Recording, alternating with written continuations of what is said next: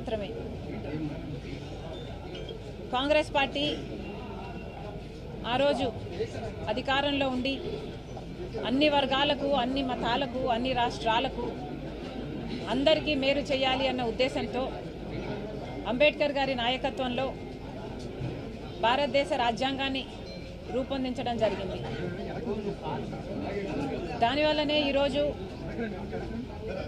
భారతదేశ పౌరులందరికీ హక్కులున్నాయి.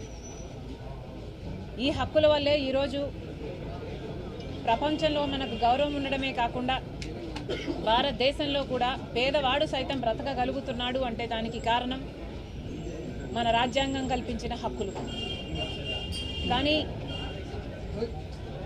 Regional parties అధికారంలోకి వచ్చి నియంతల్లా మారి కొన్ని రాష్ట్రాలలో రాజ్యాంగాన్ని కాలరాస్తున్నారు.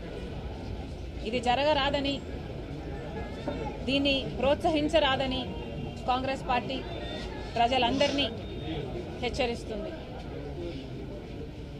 రాజ్యాంగాన్ని గౌరవించడము అంటే అది ఒక రోజుతో ఒక జెండా ఎగరేయడంతో అయిపోయే పని కాదు. రాజ్యాంగాన్ని గౌరవించడం అంటే రాజ్యాంగంలో మన దేశంలో ఉన్న అన్ని కులాలను, అన్ని మతాలను, అన్ని వర్గాలను అందరినీ సమానంగా చూసి అందరినీ సమానంగా గౌరవించడమే కాకుండా బడుగు బలహీన వర్గాల ప్రోత్సాహం కోసం చేయాల్సిన కృషి ప్రభుత్వాలు చేయాలి. కానీ ఇటీవల కాలంలో నియంతల్లా మారిన రీజనల్ పార్టీ ప్రభుత్వాలు ఇవి అమల్లో పెట్టడం లేదు అన్నది స్పష్టంగా కనిపిస్తుంది. అంబేద్కర్ గారు దళితుల కోసం ఎంతగానో పోరాటాలు చేశారు. కానీ ఈరోజు అట్టడుగున ఉన్న ఆ బడుగు బలహీన వర్గాలకు న్యాయం జరగడం లేదు. ప్రభుత్వాలేమో పెద్ద పెద్ద స్టాచ్యూలు పెడుతున్నాయి, స్టాచ్యూ ఆఫ్ సోషల్ జస్టిస్ అంటున్నారు.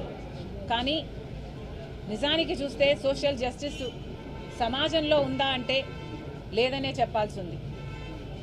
గత 5 సంవత్సరాలుగా దళితుల మీద జరుగుతున్న దాడులు 100% పెరిగాయి. మరి దీనికి ప్రభుత్వం సమాధానం చెప్పాలి. దళితుల మీద జరుగుతున్న ఈ దాడులు ఎంత ఘోరంగా ఉన్నాయంటే ఎవరైనా ప్రశ్నిస్తే వాళ్ళను సవాలుగా చేసి డోర్ డెలివరీ చేసేంతగా అంత ఘోరంగా ఉన్నాయి. ఇంకెవరైనా ప్రశ్నిస్తే వాళ్ళ మీద కేసులు పెట్టడం, జైలుకి తీసుకెళ్ళి వాళ్ళను జైల్లో పెట్టడం, వాళ్ళను గుండు కొట్టి అవమానించే పరిస్థితుల్లో ఉన్నాయి. ఇవన్నీ ఈ రాష్ట్రం కల్లారా చూసింది.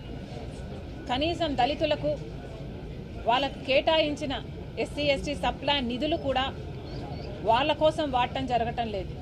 మొత్తం అన్నీ డైవర్ట్ చేస్తున్నారు, ఇష్టారాజ్యంగా పరిపాలన చేస్తున్నారు. ఇవన్నీ ఆగాలి. దళితులకే కాదు ప్రతి వర్గానికి చెందాల్సిన గౌరవం వారికి చెందాలి. ఇవన్నీ సాధ్యం కావాలి.